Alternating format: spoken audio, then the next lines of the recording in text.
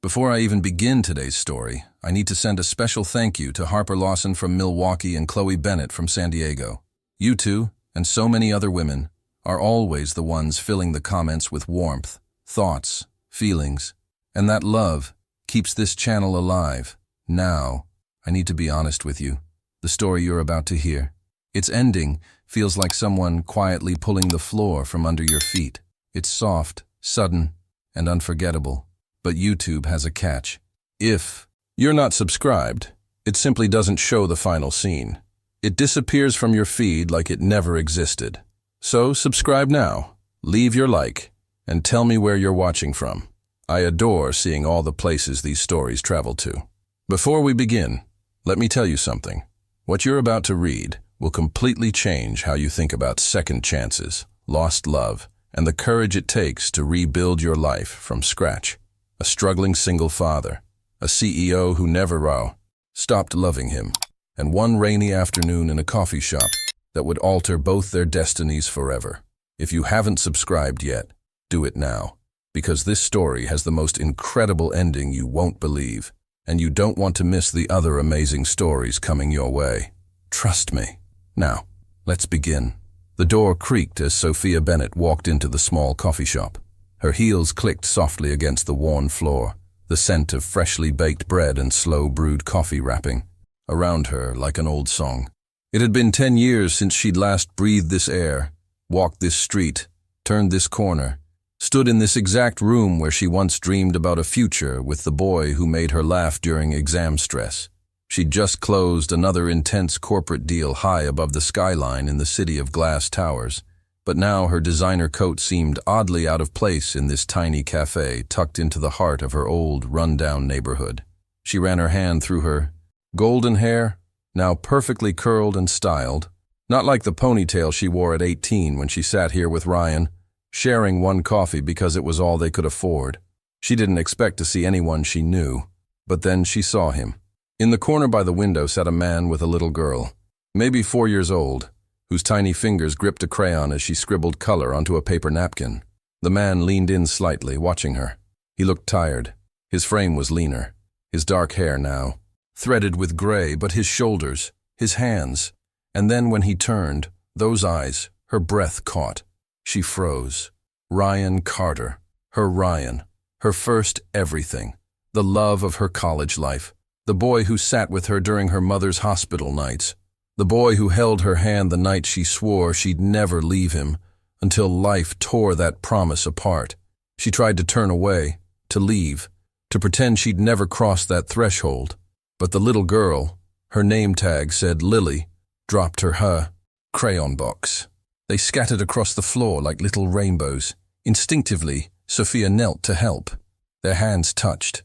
Ryan looked down, startled. Their eyes met for a long moment. Time drifted away. 10 years dissolved between them. "Sophia," he whispered, almost not believing. Sophia straightened slowly. Her voice trembled. "Ryan." They stared at each other. He blinked twice, as if confirming she was real. She handed the crayons back to Lily, who smiled shyly and returned to drawing. Ryan gestured to the seat across from him. They sat. The air between them was thick. Memories rushed back like a flood. "You haven't changed," he said quietly. Sophia smiled bitterly. "You have a daughter?" He nodded. "Her name is Lily. She's 4. Her heart squeezed. "And you?" he asked. "You're a CEO now, right?" Sophia hesitated, then nodded. "That's me." Both fell silent. Outside, cars passed slowly. Inside, the only sound was the occasional clink of ceramic cups. She looked at him, at the familiar lines of his face, now deeper, older. She remembered how he kissed her forehead after her mother's funeral, how they promised they'd find a way, no matter what.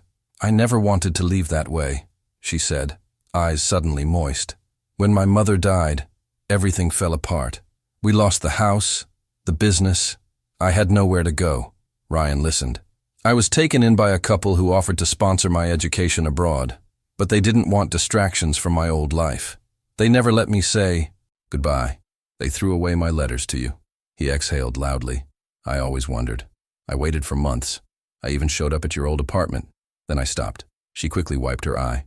"I thought about you every day." He nodded slowly, his voice quiet. I learned to stop waiting, but I never learned to forget. In that moment, the noise of the cafe disappeared. Nothing was resolved, no wounds healed, but they sat at that same table again, and for the first time in 10 years, Sophia felt like, she could breathe. Sophia didn't sleep that night. She lay in her childhood bedroom, now just a guest room in her adoptive parents' estate, her mind drifting. The sheets were soft, the pillows designer, but none of it brought her comfort. All she could see was Ryan's tired smile and the little girl beside him scribbling happy colors on a napkin, as if the world were whole. She'd imagined this meeting in hundreds of different ways.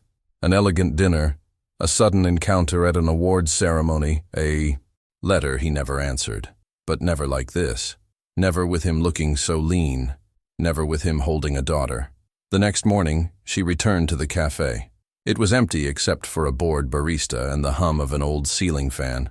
Ryan and Lily were nowhere to be seen. Sophia paused for a moment, scanning the room as if their presence might still linger in the air. She quietly asked if the staff knew where the man with the little girl worked. The barista shrugged. A retired teacher sitting, nearby chimed in. "Workshop on Lincoln Street. Nice man. Fixes my car cheap." Sophia thanked her and left. The workshop was small, tucked behind an old laundromat with a neatly painted sign, Carter Auto. A bell above the door rang as she entered. The smell of oil and rubber thick in the air. Ryan appeared from under a raised car, wiping his hands on a rag. His eyebrows lifted in surprise. "Sophia," he said breathlessly. She smiled, a bit shyly. "I hope I'm not interrupting." He blinked, then nodded toward the waiting area. "Not at all." Lily was there, flipping through a picture book. She stared wide-eyed at Sophia, uncertain at first. Then Sophia pulled something from her purse, a small paper box tied with a ribbon. "I brought you something," she said gently. Lily peered inside. A cupcake shaped like a bear stared back with chocolate eyes. Her face lit up. "Can I eat it now?" Ryan laughed. "Wash your hands first." While Lily ran to the sink, Ryan and Sophia exchanged glances. "She's amazing," Sophia said. He nodded, quiet pride in his smile. A moment later, when Ryan stepped out to get water from the machine, Lily scooted closer, lowering her voice. "Kids at school said I don't have a mom because my mom didn't love me. Is that true?" Sophia froze. Lily's small hand wrapped around hers. "I don't believe them," she added quickly. "But sometimes I wish I had a mom." Sophia held back tears. "You are loved, Lily. Much more than you know." That night, Sophia couldn't shake the feeling of that little hand in hers. It wasn't pity. It was something deeper. Something that cracked her guarded heart wide open. The following week, she made an anonymous donation to Lily's preschool for a new reading corner. Under the pretense of evaluating the project, she started visiting. No one connected the visiting philanthropist with the media mogul of the same name. One morning during art class, Sophia stood quietly at the back of the room as Lily colored. The little girl drew a family. 2 tall figures and a shorter one between them. The mom had bright yellow hair. At the bottom, in shaky letters, Lily wrote, "With Mommy." Sophia's chest tightened. Her hands trembled. She left before the tears fell. She stayed longer in town after that. Canceled 2 meetings. Told her assistant to handle the press briefing. One rainy afternoon, she arrived at the preschool and found Lily alone. Ryan was stuck at work. The teacher said, "I'll take her home." "Let me," Sophia offered. Lily bounced beside her, holding an umbrella too big for her small hands. The sky was gray, the air smelling of wet leaves and chimney smoke. Halfway to the apartment, Lily stopped. "Miss Sophia?" "Yes, sweetheart." The little girl looked down, toes shuffling on the pavement. "Can I sometimes call you Mommy, just when I'm with you?" The world blurred. Sophia dropped to her knees, pulling Lily into a trembling embrace. Rain kissed her cheeks, mixing with quiet tears. "If you want," she whispered. "Then yes, you can." That evening, Ryan came home, umbrella dripping, toolbox in hand, and stopped suddenly. Through the rain-fogged window he saw them. Sophia holding Lily close on the couch, reading from a tattered fairy tale book. Lily was curled into her side, face peaceful. Sophia looked up, met his eyes. Neither spoke, but Ryan felt something shift inside him. A quiet thunder. He'd spent years learning to forget, and yet, looking at them now, He realized maybe he'd never really tried. It was supposed to be temporary. When Sophia suggested that Ryan and Lily stay at her cottage on the edge of town, just until Lily's fever passed, just so she could rest, Ryan hesitated. But he saw the concern in Sophia's eyes. He felt the warmth in her offer. And the truth was, he was out of better options. The hours at the workshop were brutal. Lily's preschool was a bus ride from their cramped apartment, and Sophia's place was bright, quiet, with a small room perfect for a little girl who needed rest. So he packed an overnight bag. Just a few nights, he told himself. But a few nights turned into a week, then 2. Every morning, Ryan got up early to make breakfast, letting Sophia sleep a little longer after her late-night work calls. Every afternoon, he picked up Lily and helped with coloring books while Sophia reviewed reports in the den. He never asked for anything, never crossed boundaries, and yet he started watering her garden. What began as a simple task, pulling weeds by the hay, roses, turned into restoring the entire space. He trimmed overgrown hedges, rebuilt the crumbling stone border, even installed a small trellis that Sophia mentioned she loved as a teenager. She watched from the kitchen window one morning, coffee in hand, as Ryan gently tied up a row of wind-battered tulips. He was still the boy who saved earthworms on rainy sidewalks, still the man who once fixed her bike tire without being asked, and now the man who knelt in her backyard, dirt on his jeans, kindness in every movement. Their routines settled like puzzle pieces finding their fit. Family dinners with grilled cheese and soup, movie nights with Lily nestled between them, bedtime stories read in turns. One lazy Saturday, a neighbor stopped by to return a casserole dish. She saw the 3 of them laughing in the garden, Lily holding a bubble wand, Sophia chasing foam across the lawn, Ryan at the hose. "Well, aren't you 3 the picture of a perfect little family?" the neighbor said, handing back the dish. "Your daughter has your hair, Sophia, so golden and wild." Sophia and Ryan froze mid-heartbeat. Then Lily giggled. Sophia blushed. Ryan scratched his neck. Thank you," Sophia said with a smile, her eyes catching Ryan's. Later that night, the power went out. A storm came in, heavy and loud. The living room was lit only by the soft flicker of a single flashlight Ryan found in a drawer. They sat close on the couch, Lily curled between them under a thick blanket. "Tell me a story," she mumbled sleepily. Sophia looked at Ryan. He nodded. So they did. An improvised tale about a bear who wanted to fly and a squirrel who built him wings. They took turns adding lines, laughter whispering between them, thunder rolling outside like distant drums. Lily's breathing slowed. Her small body went still. She was asleep, head on Sophia's chest, one little arm draped across Ryan's waist. The flashlight cast soft shadows on the wall. 3 figures huddled together. Sophia looked, down at the child in her arms, then at the man beside her, and whispered, more to herself than anyone, "We could have had this." Ryan didn't speak, but he didn't pull away either. Outside, the storm began to calm, and in that fragile quiet, surrounded by flickering light, warm skin, and unspoken truths, something passed between them. Not regret, not quite hope, but recognition of what once was, and maybe what still could be. Ryan felt it first in the quiet moments, when he folded laundry or washed dishes or stared into the backyard late at night, a soft ache in his chest like an awakened memory. He still loved Sophia, deeper now than in those hasty, hopeful years when he was 19 and she was 18. But this time, love came with shame, with recognition of the chasm between them. He was a single father barely making ends meet, working long days fixing broken machines, repairing wiring, doing odd jobs nobody noticed. He didn't own an elegant office. He had no stock options or board meetings. Sophia was a famous CEO, a woman whose name appeared on magazine covers, a leader others looked up to. Standing beside her felt like stepping into a world where he didn't belong. So Ryan started pulling back. He woke earlier than she did, leaving before she could talk to him. He came home later, sometimes not at all, as if sparing her the burden of answering for his absence.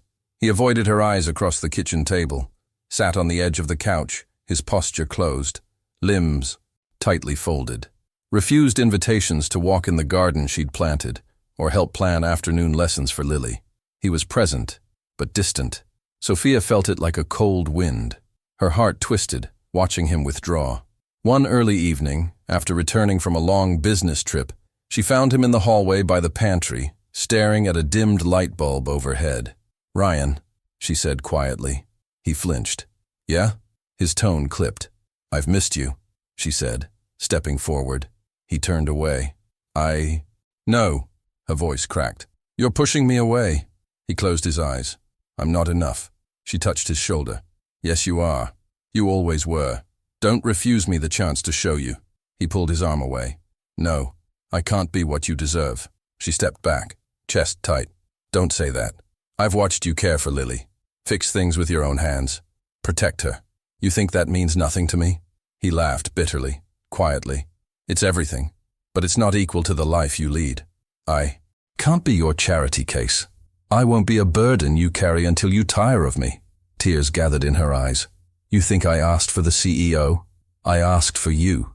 You don't have to carry me. I can stand beside you. I believe in you." He shook his head. "I don't want to ruin you. I don't want to become your burden again." She cried, the sound tearing. She stepped forward, but he turned away. "You're not a burden," she said fiercely. "You're the part of me I lost when I was forced to leave. You're the peace that still called me home." He stopped, body tense. Rain drummed against the windows as storm clouds gathered outside. "Don't you see?" she whispered. "When I left, I lost half of myself. Hope, love, the warmth of holding someone who remembers. You were always my home." He swallowed hard, voice thick. "I can't ask you for that. I can't ask you to stay in my suffering, to watch me break." "You're not asking," she cried. "You never asked. You never had to. All you asked was to be loved. And, I love you, I do." But he turned away, shoulders dropping, the distance between them instantly widening. She watched him walk toward the door, rain lashing the window behind him, and felt her heart break. She whispered after him, "Ryan, please don't go." He didn't stop. He slipped into the storm and disappeared. Sophia stood in the dark hallway trembling, pressing her hands to the wall, body shaking with loss. The home they'd shared for fleeting days suddenly felt empty without him. Later, Lily crawled into her arms, asking sleepily, "Is Daddy mad?" Sophia shook her head, fighting sobs. "No, honey, no, he's not mad." But her heart broke for them both. They slept in silence that night, rain tapping the windows, heavy with sorrow. So they parted, not with harsh words or slamming doors, but with cold, quiet, sad absence. Two souls who found each other only to be torn apart again by pride, fear, and the cruel memory of what once was. And in that silence, love didn't die. It waited, wounded but untouched, longing for them to find their way back through the storms yet to come. Sophia walked into her adoptive parents' sprawling estate. Chandeliers glittered overhead like constellations frozen in time. The air was filled with the scent of roses and expensive perfume. Laughter echoed through the hallways, glasses clinked, and guests mingled beneath portraits of power and success. It was the kind of evening she once thought defined achievement. But that night, she felt like a stranger to her own name. She was home, but not really. The family dinner was meant to celebrate her latest business milestone. Toasts were raised in her honor, praises sung like rehearsed scripts. But beneath the polished veneer was tension, and it broke when someone finally said it aloud. "So," her adoptive father began, swirling wine in his glass, "is it true you've been seen around town with that mechanic?" The word hung in the air like a blade. Her hand stiffened on the linen. "Napkin." Her mother's voice followed, sharp and cold. "Are you really going to throw away everything we built for you? For a man raising someone else's child in a garage?" The table fell silent. Guests looked away. Only Sophia held their eyes. "I came back to remember where I started," she said quietly. "Not to be told who I can become." Her father scoffed. "He can't give you anything. No name, no future. What are you thinking?" Sophia didn't flinch. She rose from her chair, calm and certain. "I'm thinking," she said, voice steady, "that for the first time in 10 years, I know exactly who I am." And with that, she left, passing the grand staircase, through the heavy doors, into the night rain that kissed her cheeks like freedom. She didn't call for a driver. She walked through the quiet streets, her heels echoing on wet pavement, Lights blurred through fog. Her coat was soaked by the time she reached the small apartment building where Ryan lived. A modest place, peeling paint, cracked steps, but something about it felt like coming home. She knocked. The door opened. Ryan stood in the doorway, eyes wide. Sophia nodded, rain clinging to her lashes. "I'm sorry I came so late." Without a word, he stepped aside, letting her in. The apartment was warm, lived in. Lily's toys neatly scattered on the floor. The scent of chamomile tea hung in the air. They sat on the couch, the storm whispering outside. Ryan looked at her, waiting. She looked down, then back at him. No. Hesitation. "I've spent my whole life trying to become what others wanted. But not this time," she said. "This time I choose for myself, and I choose you." His breath caught. "Sophia, you don't owe me this. You're everything, and I'm just—" She reached for his hand. "You're not just anything. You're the man who waited when I couldn't come back. You're the father who reads a story every night. You're the person who made me feel something again." Ryan's voice cracked. "I'm not rich. I'm not powerful." She smiled through tears. "I don't need perfection. I need truth. And that's always been you." He leaned forward, pressing his forehead to hers. Their hands intertwined like roots finally finding soil. Outside, the rain fell quietly, not as sadness, but as blessing. And in the small living room, they chose each other, not despite everything, but because of it. A week after Sophia's dramatic return to Ryan's life, the first storm of their new chapter erupted. An investigative journalist published an article online, "Media Mogul in Secret Romance with Struggling Single Father." The piece portrayed Sophia as a woman risking her empire for love. Within hours, it went viral. Phones buzzed. Shareholders demanded explanations. Board members asked her to resign. Rumors circulated that the romantic scandal would hurt the company's stock. Headlines like, "Is her empire crumbling?" and "Did she betray her legacy?" trended on social media. By noon, Emily Chen, her longtime business partner, called. "If you don't control this narrative now, the damage will be irreversible." Other executives started distancing themselves. By lunchtime, a meeting was called in the executive suite. Some board members secretly lobbied for her removal as CEO, citing risk of instability. That evening, in the modest apartment they now shared, Ryan sat at the small kitchen table, worry etched on his face. Sophia paced by the window, her composure cracking under pressure. "I don't want to be the reason your empire falls apart," Ryan said quietly. Sophia stopped. "Don't say that. You're not a weapon." He shook his head. "Let me leave. Let me protect you." Her eyes burned. "I didn't choose it over you," she said, voice low. "I'm choosing myself. I'm choosing what's right, not what's easy." He grabbed her hands. "But the company is your life. They'll lose faith in you. They'll say you abandoned duty for feeling." She took in air sharply. "If I lose myself to duty, what's the point? I refuse to be a symbol I don't even recognize."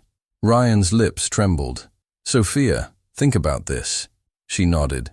"I have." The next morning she walked into corporate headquarters in a designer suit, passing whispering employees and flashing cameras. In the boardroom, at the top of the polished mahogany table, were her executive assistants, legal counsel, and the cold faces of board members. Cameras and phones lay ready at the edges. She stood, the room silenced. "Good morning," she said, voice steady. "I won't spend this meeting defending my heart. I'll spend it defending truth." Her hands shook over documents. She opened a folder. "Effective immediately. I resign as Chief Executive Officer of Row Media. I resign my duties, my voice, and my authority. I do this not from desperation, but from love, for myself, and for those I hold close." She paused. Tears glistened, but her posture remained proud. "I can't lead a company built on illusions, nor can I continue under the weight of assumptions. I choose to live authentically, not as a version people created in their minds, but as the woman I truly am." Murmurs rose. Some board members blustered, others sat frozen. Sophia continued, "I'm transferring management and control to the current executive committee. I resign my title so I can rebuild myself with integrity." Then she turned her eyes outside. "The world will find its way, but I need to find mine." With that, she left. Cameras caught her face, proud and vulnerable. She didn't look back. Ryan and Lily waited in the car. She slid inside. Lily's small hand slipped into hers. Ryan looked at her, uncertain. "Where to?" he asked. "Anywhere but here," she replied quietly. "Home." They drove out of the city, away from skyscrapers and control, past green fields toward quiet lands where she once dreamed, past barns and country roads toward fresh starts. In the countryside, they found an abandoned house by a field of daisies, paint peeling, roof sagging, but the bones were honest. Sophia and Ryan crossed the threshold together. Lily ran ahead, breathless and laughing, chasing dandelion seeds. They stood on the creaking porch, rain-washed air around them. She put her hand in his. He squeezed hers. No titles, no expectations, just hearts breathing together. In that moment, they began again, together. Morning sun spilled golden light over the hills of the quiet countryside, where life flowed slower and hearts beat a little softer. Nestled at the edge of a sleepy village, a small cafe opened its wooden doors to the world just weeks ago, painted soft blue with a hand-carved sign that read, "Second Chance." It was more than a cafe. It was a new beginning. Inside, the scent of fresh bread and roasted beans hung in the air. Sophia Bennett, no longer the high-powered CEO in heels and blazers, wore a simple linen apron, her golden hair braided loosely over her shoulder. She moved with quiet joy, pouring coffee for farmers, chatting with elderly neighbors, laughing with children who came in for warm cookies. At the back table, Ryan repaired a wobbly chair. Sawdust clung to his sleeves, his hands bearing familiar marks of hard work. He'd taken on transforming the small wooden house they now called home, a place with creaking stairs and sun-warmed windows, into a cozy, loving space. Every nail he hammered, every shelf he built, carried the rhythm of a heart that chose love over pride. Lily, now more radiant than ever, ran barefoot through the tall grass every morning. Her laughter echoed across the field behind the cafe. She'd gather wildflowers and arrange them on the counter.